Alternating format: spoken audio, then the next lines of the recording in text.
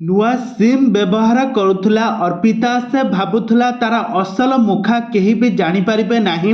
राति निज मोबाइल रे गोटे नुआ सिम पकाई से दिनेश सहित आउ पुरुष बंधु सहित से सब कथबार्ता होता सब प्री प्लानिंग चली किंतु आज तार सब सत आज समस्त सामना को आनी।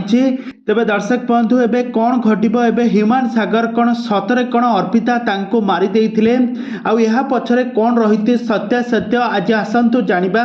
दर्शक बंधु आपण मान तो समस्त जानिथिबे हॉलीवुड जबरदस्त सिंगर हेउछन्ते ह्यूमान सागर किंतु ह्यूमान सागर का मृत्यु को प्राय दुई मासर समय पूरी गलानी किंतु ए जाई तांकर से किए ताको मारिछि आ केउ कारण पई ह्यूमान सागर कर मृत्यु होईछि ए पर्यंत स्पष्ट भाव में सूचना मिल पारु नाही।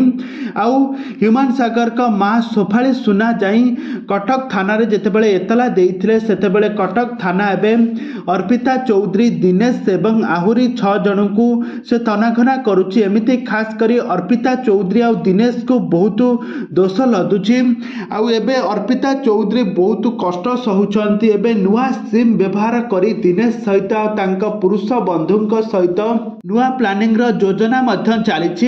तेबे दर्शक बंधु अर्पिता चौधरी अवस्था एबे कौन हेबो एबे कोर्ट रो सुनानी परे एबे कौन करिवे अर्पिता चौधरी एबे दोषी को एबे की दंड मिलिबो ह्यूमान सागर कण प्रकृत दोषी किए आपण मानकर मतामत निहाती भाव कमेंट बॉक्स रे कमेंट करंतु।